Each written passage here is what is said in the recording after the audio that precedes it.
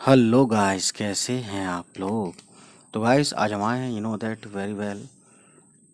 एक चैप्टर है और ये चैप्टर नंबर 13 है। क्लास 6 की बुक है, वसंत और एनसीईआरटी की बुक है ये। मैं सबसे छोटी हूँ, है ना। तो इस कविता को पढ़ते हैं और इसमें कोई अगर ऐसा वर्ड आएगा जिसका मीनिंग जानना ज़रूरी है तो मैं बाद में बताऊँगा, ठीक है। पहले इसको पढ़ते हैं। मैं सबसे छोटी हूँ, तेरी गोदी में सोऊं, तेरा आंचल तेरा अंचल पकड़ पकड़ कर फिरूं सदा माँ तेरे साथ। कभी न छोड़ूं तेरा हाथ, बड़ा बनाकर पहले हमको, तू पीछे चलती है मात। हाथ पकड़ फिर सदा हमारे साथ नहीं फिरते दिन रात। अपने कर से खिला धुला मुख, धूल पोंछ सज्जित कर गात। थमा खिलौने नहीं सुनाती हमें सुखद परियों की बात। ऐसी बड़ी ना होऊं मैं, तेरा स्नेह ना खोऊं मैं। तेरे अंचल की छाया में छिपी रहूं निष्प्रह निर्भय। कहूं दिखा दे चंद्रोदय। गाइस, और इनके शायर का नाम यानी कि कवि का नाम है सुमित्रा नंदन पंत, ठीक है। तो देखिए गाइस, इसमें कुछ वर्ड्स आए, ठीक है। और इन वर्ड्स में हम देख सकते हैं बहुत ही ज़्यादा अच्छे से गाइस कि मैं सबसे छोटी हूँ, यानी कि मैं सबसे छोटी ही बनी रहूँ, क्योंकि आप जानते हैं छोटे बच्चों को सभी प्यार करते हैं। इसीलिए यहाँ पे कवि ने ये बात कहने की कोशिश की है कि वो भी छोटा बना रहे, है ना, ताकि सब उसे मोहब्बत करें, प्यार करें। तेरी गोदी में सोऊं, तेरा अंचल पकड़ पकड़ कर फिरूं सदा माँ तेरे साथ। और कवि ने यहाँ पे एक बच्चे की बात बताई है कि बच्चा क्या चाहता है। और दूसरी चीज़, उसने अपनी माँ, वो बच्चा जो है इस कविता में बच्चा जो है अपनी माँ से बात कर रहा है और अपने दिल की बात बताना चाह रहा है, ठीक है। तो बच्चा ये कहता है कि माँ, मैं तेरे साथ ही घूमता रहूँ, तेरे साथ ही रहूँ, तेरा आंचल पकड़ कर। अंचल का मतलब यहाँ पे आंचल हो गया, ठीक है, जो कि साड़ी का सिरा होता है ना।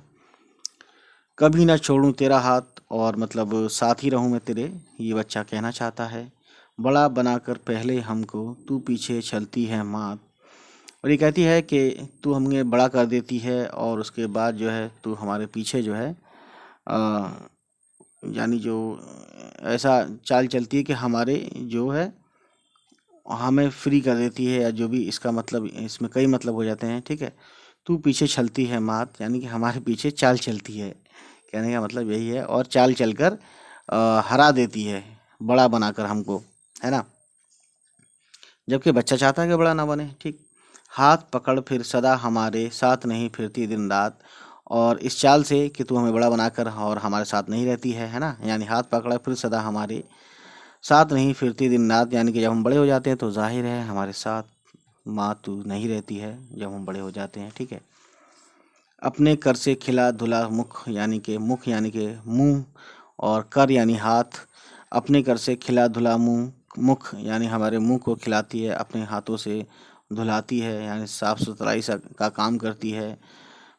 धूल पोंछ सज्जित कर गात, यहाँ गात का मतलब है शरीर, यानी कि धूल पोंछती है, नहलाती है, धुलाती है, इसमें सब चीज़ आ जाती हैं, हमें सजाती है, सुंदर बनाती है, ठीक है। सज्जित करना यानी सजाना। थमा खिलौने नहीं सुनाती हमें सुखद परियों की बात। और बच्चा ये एक तरह से शिकायत भी करता है कि तू जो है क्या करती है कि हमें खिलौने दे देती है और अपना सोचती है कि मैं अपने काम में बिजी रहूं या जहाँ भी रहूं। हमें जो है मतलब परियों की जो बातें हैं जो हमें बहुत अच्छी लगती हैं, सुखद लगती हैं, वो हमें सुनाती नहीं है ना। परियों की यानी कहानी नहीं सुनाती, किस्से नहीं सुनाती।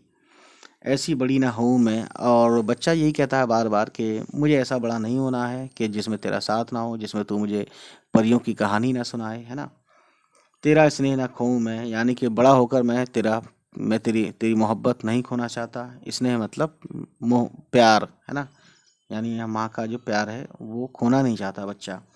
तो ये बात कवि ने, है ना, कही है ये बात इसमें। तेरे अंचल की छाया में छिपी रहूं निष्प्रह, है ना। तेरे स्नेह ना खोऊं मैं, तेरे अंचल की छाया में, यानी तेरे अंचल की छाया में यानी तेरे साथ ही रहूं मैं, कहने का मतलब यही है।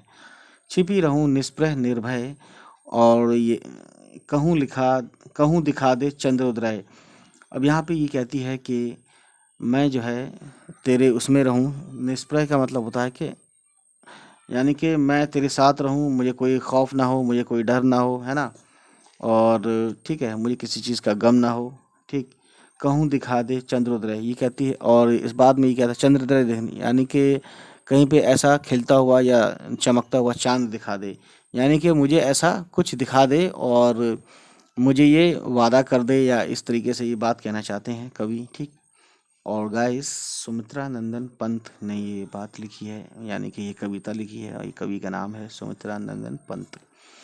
तो उम्मीद करता हूँ गाइस ये वीडियो आपको पसंद आई हो, और पसंद आई तो प्लीज़ हमारे चैनल को सब्सक्राइब कीजिएगा। चलिए मिलते हैं, बाय, टेक केयर।